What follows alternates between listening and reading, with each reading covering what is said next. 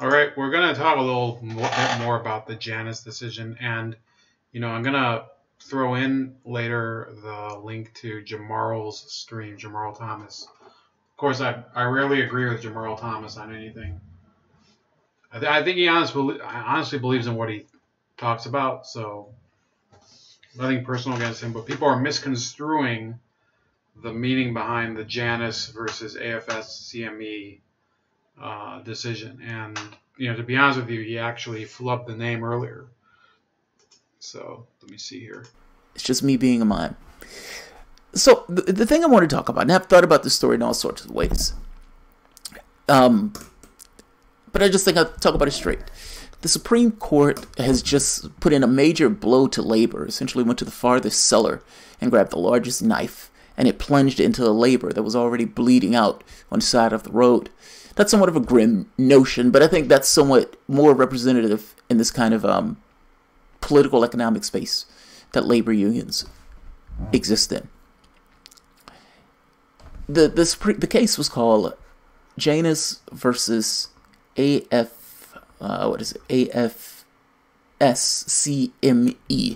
and essentially it's just made right to. So if you don't know who the AFSCME is, then you might not really be conscious of really why this decision is so key. Now, look, I would be lying if I did not say that I'm not a fan of unions. I come from a union family, but I've never been a fan of it. In fact, I would probably say that part of the reason that our country is so far into debt is because of the influence of certain labor unions. Not all of them. There's certain labor unions I think that are very. By the way, almond milk today. So I don't know why I like it so much. At least I'm not drinking soy. But look, a lot of the costs that go into especially when you're talking about public projects, whether you're talking, especially construction projects, by the way, are because of union labor. And it's not that I don't want people who are iron workers and carpenters, electricians to earn much more, but what a lot of these public works will do is they'll have a prevailing wage which is actually double or even more than a private project. So effectively, if you're the state of let's throw in a common one, the state of Illinois. If you're the state of Illinois and you're awarding a public contract to construct a bridge, you'd be paying double the amount of money for a comparable on the labor. Okay, so double the amount of money on the labor for a comparable project produced by the private sector. Now, the fact of the matter is that this is the one thing that's kept organized labor on a lifeline for many years, because realistically, people in the private sector have been cheating as well. A lot of these private sector employers will hire illegal immigrants especially for construction, and obviously illegal immigrants can't organize into unions. So you don't know which side to be on. Are you going to be on the side of organized labor? Or are you going to be on the side of illegal immigration? Because which side are the progressives going to take? Because they know, and the organized labor people know, the actual rank and file know, that there's no benefit from illegal immigration to them. Okay, because essentially it keeps them hemmed in to the public projects. If there's no public projects, a lot of these construction workers simply, they have to struggle to find work. So if the government is doing basically an infrastructure freeze, they're not building new infrastructure. In a number of states, the organized labor, construction workers of whatever type they may be, maybe in a jam, bricklayers, stonemasons, stuff like that. So we're talking about really an issue of the balance of how to really manage a massive, it's actually not that big of a labor force. We could probably use more tradespeople in the US of A, but labor unions have a habit, in some of these unions, they have a habit of limiting the certification of people, keeping people as what do you call them, apprentices for much longer than they should be, to limit the amount of journeymen, because a journeyman gets paid more than an apprentice. Okay, so there's nothing you can do about that. and it's not like I'm going to tell a union how to manage its rules. There's also the issue of union democracy. I can tell you that a person that I know, not to get too specific, is a member of a union, and they don't make their decisions on certain things very democratically. It simply comes as a directive from above, and that's it. And, if you don't like it, whatever. Yeah, that's why you're that's why you're in the shop, and we're in the office here, and wherever the fuck they are. I think they're in DC. So let's see. We're gonna skip ahead because he goes through a lot of the same fluff. Not to say, it is an interesting thing, but the main points I think are a little wrong, but I think it was here that he really kind of went off the deep end. Should a person have $100 million in the bank? Hold on, before that. That should have been on the list before. I'm just saying. Worker cooperatives moves the ball down the line. That's all. No, it doesn't change the capitalistic system. But higher wages, less, expropriating jobs overseas and that type of stuff. Yeah. Workers having more autonomy over their life. Yes. It's a better workshop. I think the U.S. doesn't talk about class because they need to split from everything British, and Brits are obsessed with class. So, before we get to that, he makes a point that people need to start going into worker-owned cooperatives. There's nothing stopping you from doing it right now. The real issue is that people in a free society, or a relatively free society, because I guess I would probably agree with Jamal Thomas, the gentleman in the video, that to a certain extent we're not a free society. That in many cases, people are basically brainwashed and given total disinformation about various topics. I think the best example would be health. People's knowledge of personal health is very limited in the country. Whether it's from pharmaceuticals or dieting or whatever. And corporate marketing is making people even more susceptible to things that are in the long term harmful to their health. So, but in a free society or a relatively free society, people are individualistic, tend to be individualistic, at least in most Western countries. And, they don't want to collectivize. They don't want to work in cooperatives. Now, every once in a while, a group of people do, and it's their right, and they can go ahead. But let's keep going. No, the United States doesn't talk about class because they don't want the argument to take place of why do you have so much and why do we have so little. Meaning the people who own the airwaves, people who for the most part are in the political space, are of a particular class. And the last thing they want is you talking about, hey, why are you of that particular class? Why does Nancy Pelosi have $100 million in the bank? Should a person have $100 million in the bank when other people are living on the streets? That's a little indecent. That's uncomfortable to have a conversation about. When Klobuchar came out and said, I don't want them talking about class, and I called Nancy Pelosi and Chuck Schumer and told them to shut up about, talking this billionaire stuff. It's because they know on some gut level that they don't deserve it. Who's the first man? That's what I want to know. And who gave that first man anything? I'm trying to make the subtle point that ultimately there was no one here to give anybody anything. Anything that was given was taken by blood to some degree. The guy robs your purse and tells you that now he owns it because he stole it from you. Well, Nancy Pelosi has $100 million in the bank. And you do have some people who've created their companies and everything else. Those things are under a particular system where people have a stupid human trick that allows them to somehow manifest cash. Congratulations. Most of that cash, however, is just cash that was rents, People sitting on stacks of money that's accrued money over time. Every so often you have people like Jeff Bezos, whatever. But understand, those people it is impossible for those people to have made their wealth without the roads, the lights, the people who are taking out the trash, the people who man the barricades, all of these other people that make up a society.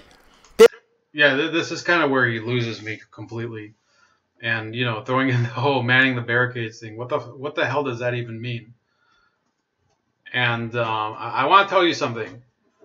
When you throw in the factor of gambling, you know, gaming, you know, people betting on things, then this whole argument just falls apart, because Jamarl's argument and the argument of many people who are socialist or who are whatever the fuck you want to call yourselves, democratic socialist, communist, socialist, social democratic, progressive, okay, the fact of the matter is that people all over the world of whatever race, of whatever religion, like to gamble. Some religions find it such a temptation that they consider it a sin. And you know, if you're from one of those religions, you can go ahead and judge that to be immoral. But the fact of the matter is that the idea of being able to gamble at all, the idea that people will put up money as a wager over,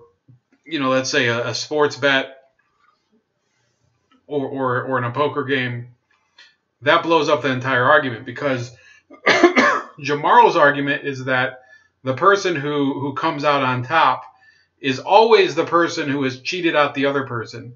But as we know with gambling, okay, and yes, there is a such thing as gambling addiction. I'm not trying to pretend that there isn't. I don't really gamble that often. But people who engage in gambling know that these are games of chance, and there is a risk that they are going to lose whatever they are wagering, and therefore it is entirely their fault. Their fault. They have to take it upon themselves to admit, you know what, I placed a bad bet. Or you know, if you poker game, people, not always what you can do. Some people are shit poker players. I can't play poker in person usually because, you know, I'm not as fast with my reactions as other people. So I don't. You know, if I'm playing online. And you know, Jamarl Thomas is you know, he's an intelligent person, but he has a very big logic gap here, and I see that very often with people on the left. They believe if you're making much more money, that you must be some sort of cheating sleazebag.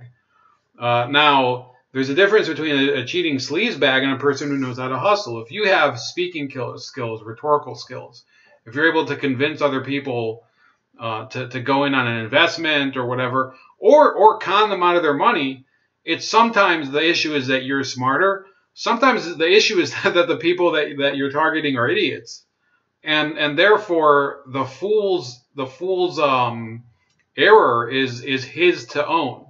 It's not your business always to just be kind of you know, considerate of literally every other person that you meet all the time. Okay, now business ethics make the world a more civil and balanced place, but the fact of the matter is that everybody knows that when you go out into the world and you're trying to make you're trying to make some money, the objective is either greed on a personal basis, or it's in order to feed your I mean, let's say it's your wife or your daughter or your other kids. You know, that they would usually be sons, but nowadays you can't know anymore, right?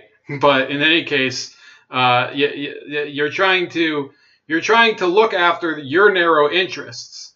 So in reality, every family, every person is a class in of himself. Now, the fact is that a lot of people can relate to other people because they're of a very similar class, because their income levels are the same, or because their method of making money is the same. So there's a solidarity aspect in that. But you'll never see a gamblers union. You'll never see a union of there's certain professions that are not given to unionization because they're not team sports. They're in a certain sense they're not team labor sports. You're not going to get, I mean, a law firm, for example. If we're going to use that example, it's not the best example for everybody, but realistically, I don't work in law, and I'm pretty sure none of my viewers are lawyers. To my knowledge, nobody's indicated to me. I probably could use one at the moment to help me with a couple inquiries I want to make. Nothing concerning myself, but certain issues that I want to clarify for projects I'm doing. But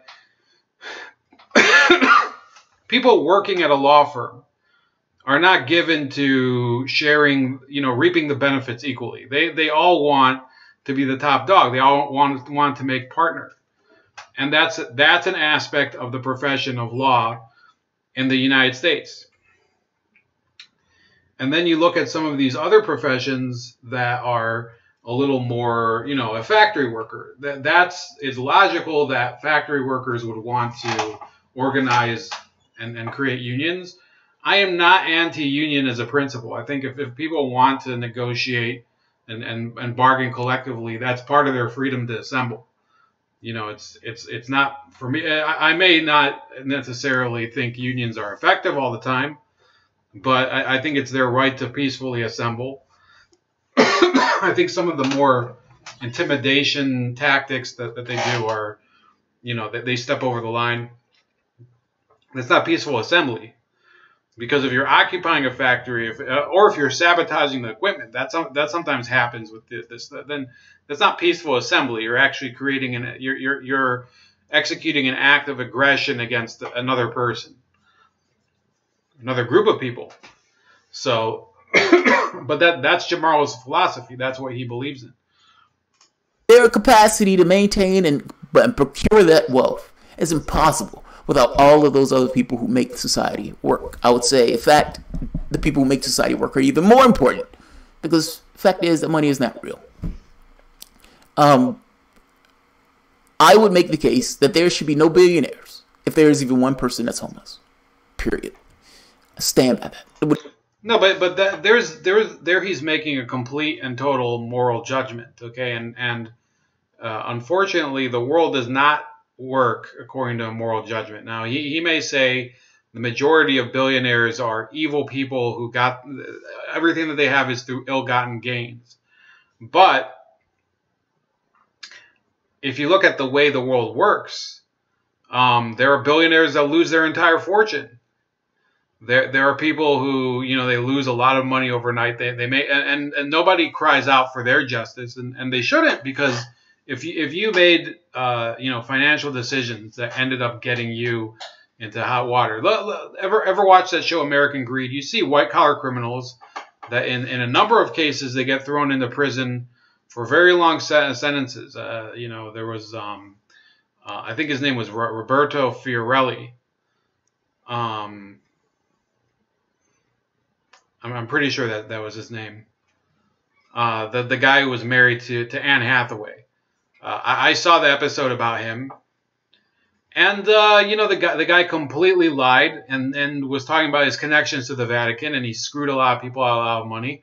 So he got the comeuppance that he deserved. Now, we're not gonna disagree on this. Like where Jamal would be right is that if those billionaires had screwed he'd screwed a bunch of poor people out of their money. It's possible that Roberto Fiorelli would have never seen a day in prison. I think that was his name. Let me look him up.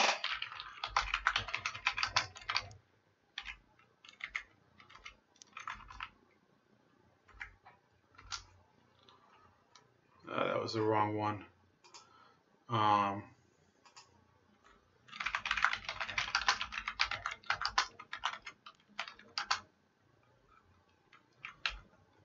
Look it up. Anne Hathaway.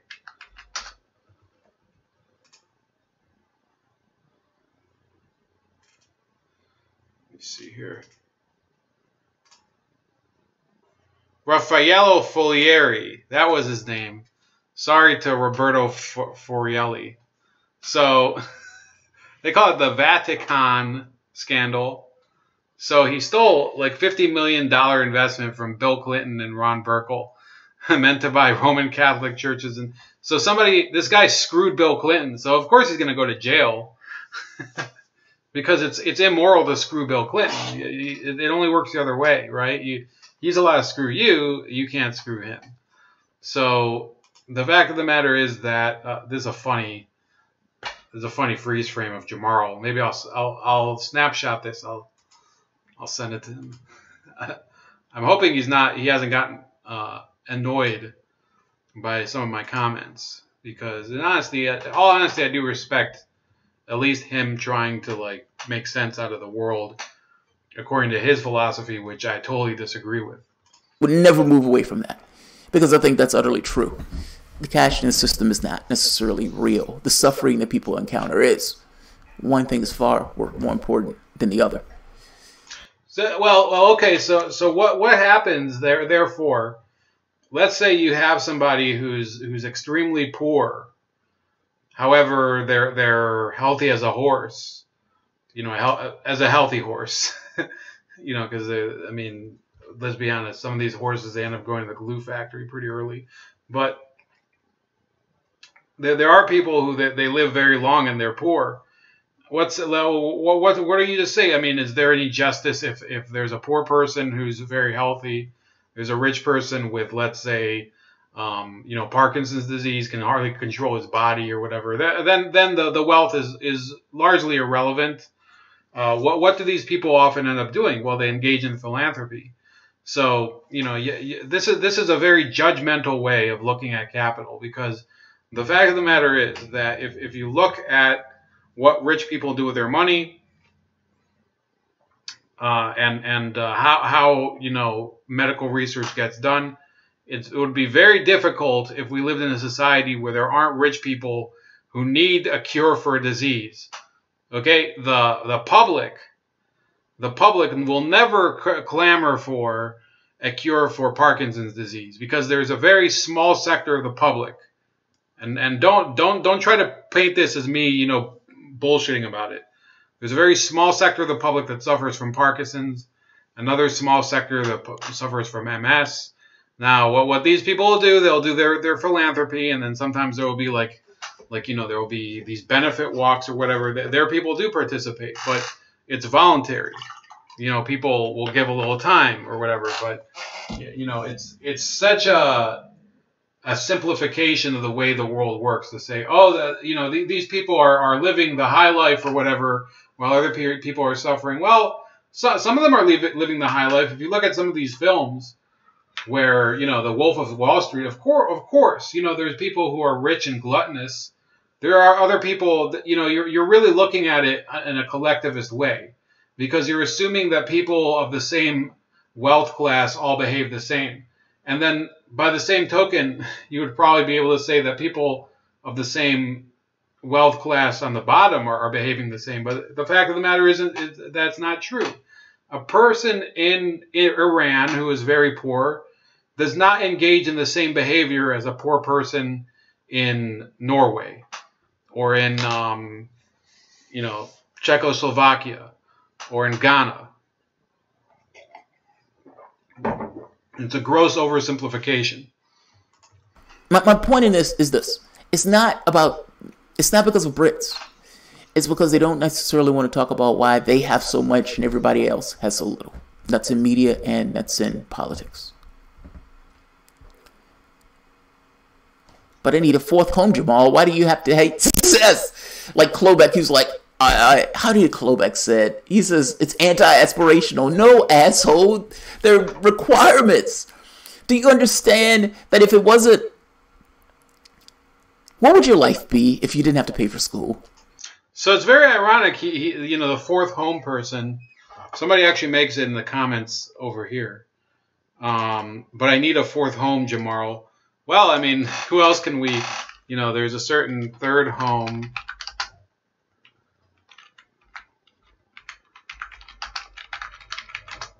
Well, I mean, this was during the election. Bernie Sanders buys a $600,000 lakefront property on, I think maybe it wasn't Lake, it was Lake Champlain in Vermont, on North Hero, which is a town of 830 people. And so he owns 3 houses, one on Capitol Hill, which is also super expensive. If anybody knows Washington D.C., property prices in D.C. and the metro area and Virginia and Maryland are through the roof. I think it's the second highest property price. It might be third after San Francisco, but it's up there after San Francisco and New York City. The worst. It's the worst, and yet he owns a $600,000 property in Vermont as a summer home when he already owns another house only 20, 30 minutes away from there. So what's the logic behind that? I say there is none. So Mr. Thomas, or whoever he has a commenter here. I mean, the irony, I couldn't have asked for more. Or if you're healthcare at the point of care. And you understand that all of those things are additional costs that you yourself have to take on as an individual. Meaning you could get hit with a $100,000 bill. And let me tell you, even if you have insurance, you will be eaten away by the costs that take place if you get any kind of major illness. Hell, it doesn't even have to be major. I made a point to you that part of the reason that your government exists is to help you live your life in somewhat of an easier way. If that's not doing that, that's not why my government exists. I don't know what the fuck he's talking about, because the basic requirements of government are defense and what was the other one? I mean, there's defense and upholding the law. I think those were the 2 basic requirements that I remember.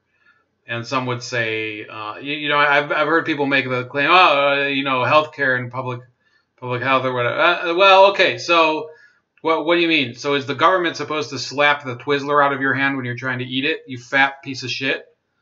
And I'm talking to somebody else. I'm not talking to Jamaro. But is somebody supposed to, when you're basically so basically, if you're passed out drunk in an alley, is the government supposed to drag you away to rehab? Is that really the function of the government? Because I don't think so. I think alcoholics have a responsibility to deal with their own personal issues. Gamblers, to use my earlier analogy, gambling, if you are a person who enjoys gambling but you suck at it, then it is not the government's job to get your money back for you. Do you really want your government to be used purely at the behest of some kind of corporate plutocracy where they advantage themselves at the expense of everyone else? Look at this tax deal that went through. Look at the tax on Obamacare. That's even tepid in and of itself. Your life could be easier. Your life should be easier. You have enough wealth in this country to get rid of poverty like 7 times over. It is hoarded by a certain class. It's hoarded by a certain class. So he uses the word hoarders. That's something used especially by Maoists. It's very common among Maoists to say the word hoarders, because the implication behind calling somebody a hoarder is to say, well, you have all this stuff that you can't use and somebody else could be using it. No, I have that stuff because, let's say I have this bottle of electronic duster, okay? It could be, I don't have to clean my screen at the moment, but I have this. But somewhere else, there's somebody with a dirty-ass screen who can barely see the monitor. And they could use it. So should that person appropriate my duster spray in order to make their life easier? Because they could just as well, get off their fat ass and go to the store and buy some duster spray. It's really, this is the point where I start to say socialism of any type seeks to not just preach to people how they should live, it seeks to actually control how they live. clueless Kloback. He's not clueless. He just doesn't give a shit about everyone else. Just jumped on. Worker co-ops are similar to family-owned. Yes, and I don't give a shit. Look, I would love to be in a world where we could honestly say, if I was talking to Jamal Thomas, that I care about his family and what he does as much as he cares about mine. But I don't think it's really true. I don't think I don't think he gives a shit about anybody that I know, and I think it's probably, I can say personally, if his fans are anything to judge, some of these people in the chat, I respect him. I don't respect them. I think that they're the biggest bunch of clowns that there is. I think good for him for, having a show where he can put his viewpoint forward. But the people who digest that viewpoint are, some of the most pathetic, simplistic thinkers that there are. Owned concept. Yeah, that's fair. But the worker co-op thing, it's not like 4 people running it. It's the company itself. People, look, the worker co-op can organize itself in any particular way it wants. But ultimately, it's just the workers themselves making decisions along the direction of the company and the decisions that come up for the company. That's all. No, because that's not the way it usually works. Okay, a worker co-op still needs a management directorate. You cannot now. The management directorate could be composed of people who actually perform the labor, and I would have no problem with a worker co-op that behaved in such a way. I think that worker co-ops could, I have honestly, if people want to do it, I would only encourage it. I have honestly no issue with it. I don't know if it would work for every industry,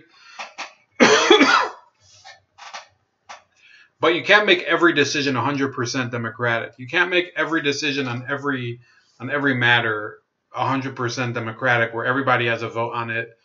Certain things. Imagine, for example, if our society ran that way, and we just had referendums nonstop instead of having, legislators to put the bills forward. Now, it might sound great, but you wouldn't want to be going to vote every week.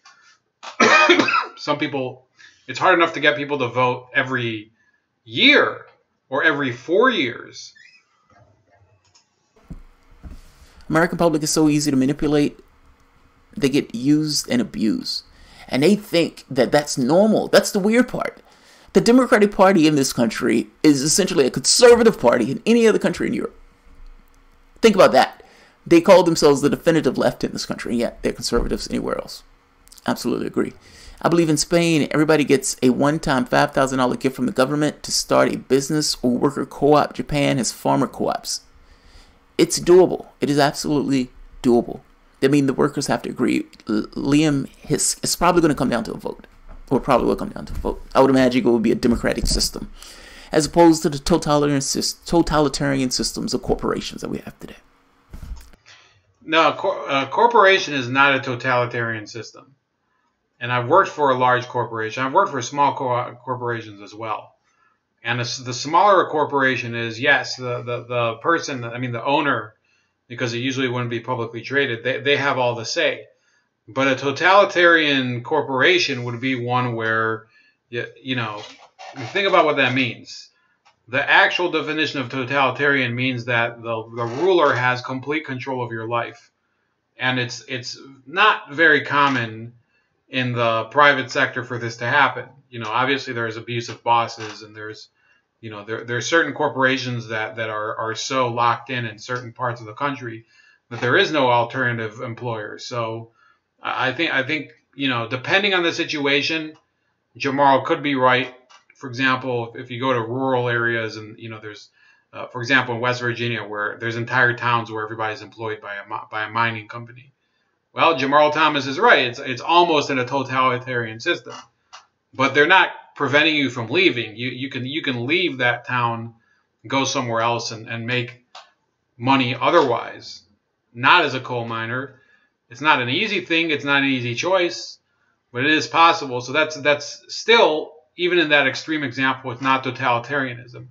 And at its root, the fact of the matter is that these companies are not totalitarian because, first of all, if they were, they would not be firing people, because the desire of a totalitarian system is to maintain complete control over the labor force that they have, and not to let them leave.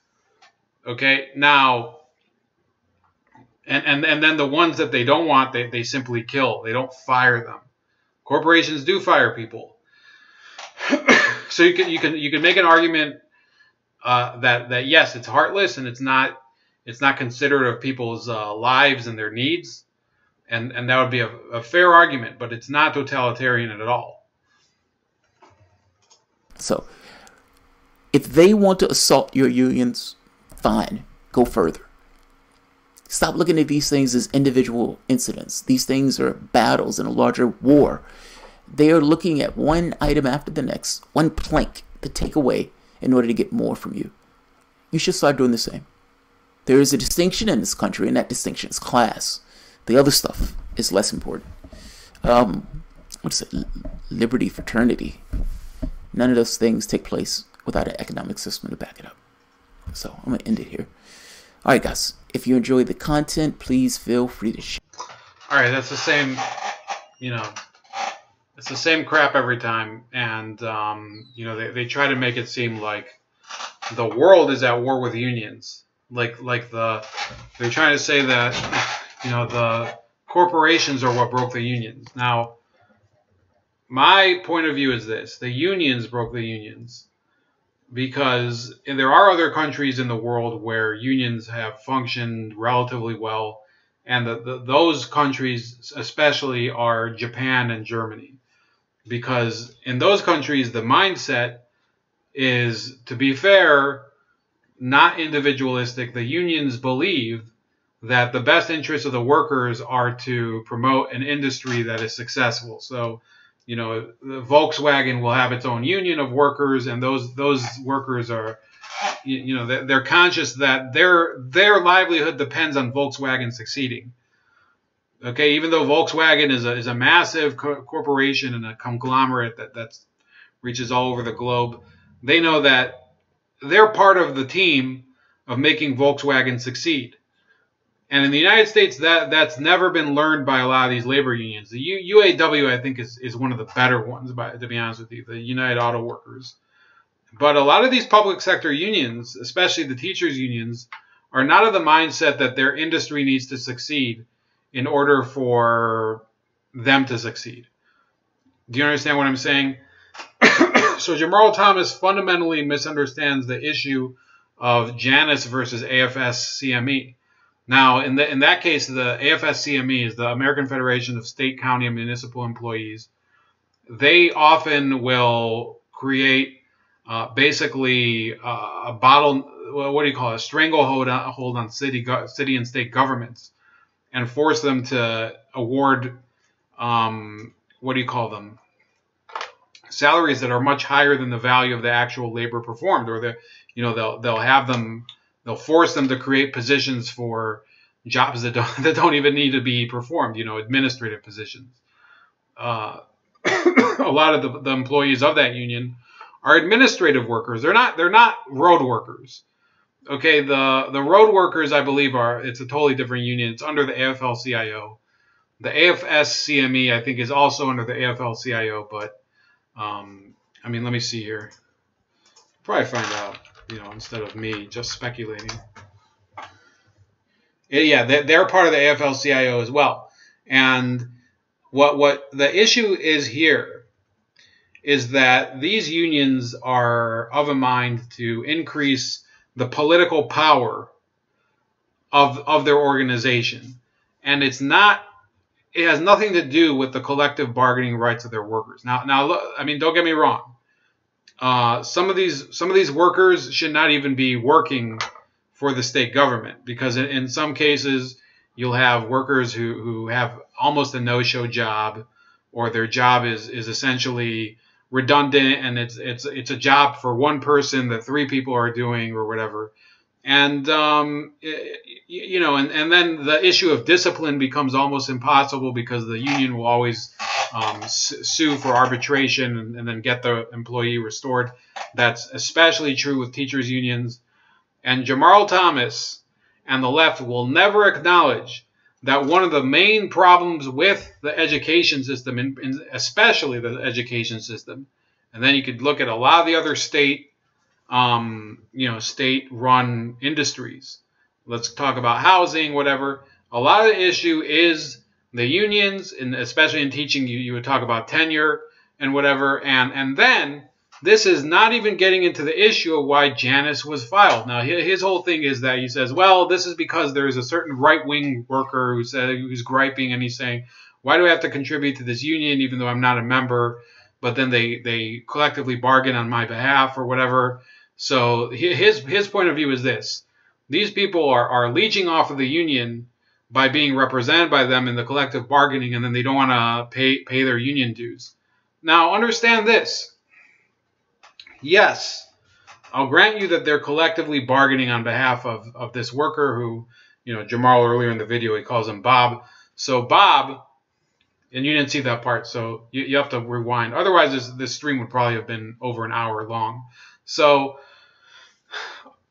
understand this. Yes, they would collectively bargain Bob's contract, but given Bob's politics, it's very unlikely that he would be able to get promoted within the union itself. Do you understand what I mean? Because the unions themselves are beholden to progressive or liberal political causes. A lot of these unions are involved in for example, the gay rights movement and other issues that are out there. They're involved in donating to political candidates of a certain stripe. They're involved in for example,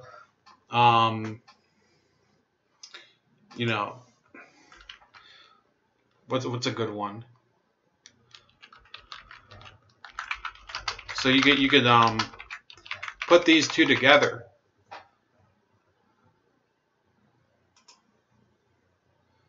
This is the AFSCME, and they have their site, and they have, of course, their trade journal, which is fine. They can go ahead and have their journal and whatever, and they're involved in these campaigns with United We Dream, which I believe is the DACA people. I don't know who 350.org is, but Planned Parenthood, the Sierra Club. Now, the Sierra Club, I think some of the causes Sierra Club advocates for are fine. I think they might have completely jumped the shark, though. Greenpeace, NARAL Pro-Choice America, the NAACP, which years ago was a noble organization and is now basically, it's just an arm of the Democratic Party that's nominally for black people. So you have to move to the right so that you can still see me. I also could minimize this a bit. There you go. How's that? The New York Immigration Coalition and Moms Rising, and then you get to the unions. So they're getting into these events, and then they have nothing to do with collective bargaining. This has nothing. So I want you to understand something. The pro-choice movement does not give a shit about collective bargaining. Okay, they care about pro-choice issues. They care about what they call women's reproductive rights. The NAACP is probably not much more interested in it. Who's another one? Greenpeace is not campaigning for collective bargaining rights and for better contracts. That's not their job. So there's an issue here where there could be a lot of workers who say, look, our organization, they're participating in certain activities that we have no sympathy for, whether it's the pro-choice groups or hypothetically, you could have a racist employee who doesn't want to be involved in the NAACP, but that's a different matter. And probably he would not be welcome in the union anyway. Of course, 40, 50 years ago, you probably would be leading the union if he was racist. That's what the union leaders don't want you to know. That originally the unions were one of the more they were some of the more racist organizations that there were. It was only like much later that they were actually more integrated. So, the issue with Janus, and I think that, depending the way people process this, the issue with Janus was that people don't want to have to pay for the dues for an organization that they don't want to join. There's no law in this country that forces you to assemble with a group. Okay, so that you have the right to peacefully assemble. You don't have the requirement to. You don't have the obligation to under the law.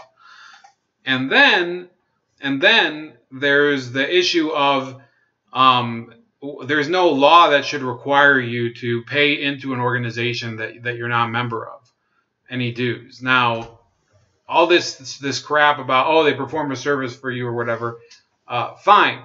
I think if this, for example, if they want to exclude non-union employees from an industry, I think a state should be able to pass a law. I think it would be a bad idea, but they should have the right to pass a law that for a certain position, let's say road worker, you're required to join the union. It would be a closed shop position, and what are you going to do? I think it kind of discriminates a bit, but I think there would be grounds for it. I could be wrong, but forcing people to join a union is already known to be unconstitutional, and then forcing them to pay into a union that they're not a member of because they disagree with it should be unconstitutional. And those that can't understand it, I don't think I'll ever be able to understand them. There's this article from... The fuck is this? Oh man, please don't tell me this is hidden behind a paywall. Guess we're gonna have to do the old archive switcheroo.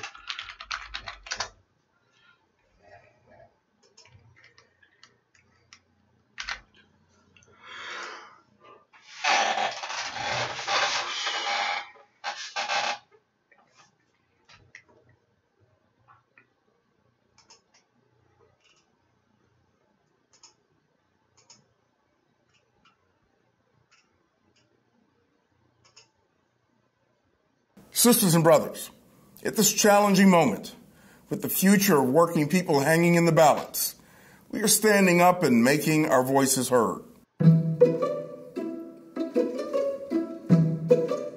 Next Saturday, February 24th, we will mobilize for a day of action in dozens of cities nationwide.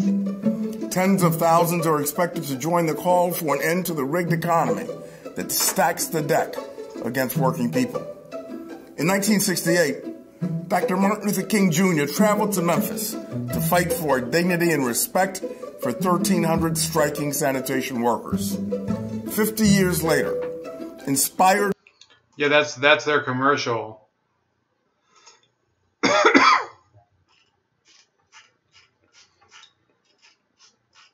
Yeah, this isn't working.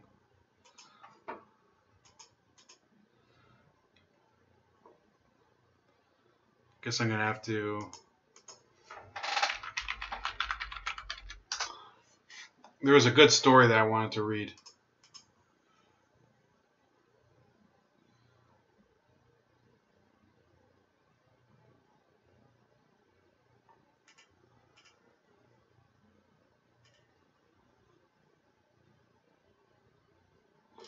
Yeah, I think we're gonna have to do it a different time. So look, understand this before we leave off.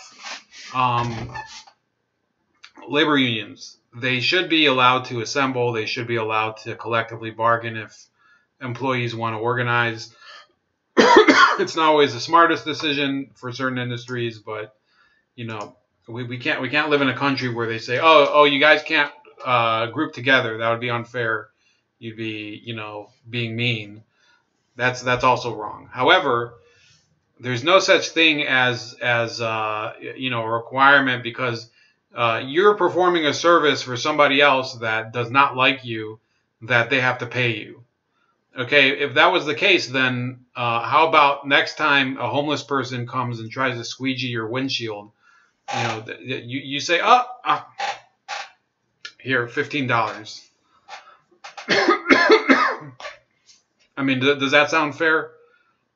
I mean, it would be nice of you to do it, but should you be obligated to do it? That's a question, because this is really the key. People who voluntarily do things that are of their, you know, of their conviction. Yes, they should be. You know, if you're a person does believe in labor unions, does believe in, for example, what the fuck is going on here? I wanted to show this. Okay, here we go. That's me signing off. So, yes, I believe in voluntarism. If you want to organize, go ahead. But don't force other people to join your union, and don't force them to pay your dues. And that's I think the Supreme Court did the best thing possible by ruling in favor of the plaintiff in this case. That's about it. I hope you comment the video, share the video, like the video, and please comment below and let me know what you think. If you're in a union, if you used to be in a union, if you had a positive experience in one, a negative experience in one, whatever you want to say, I'm all ears.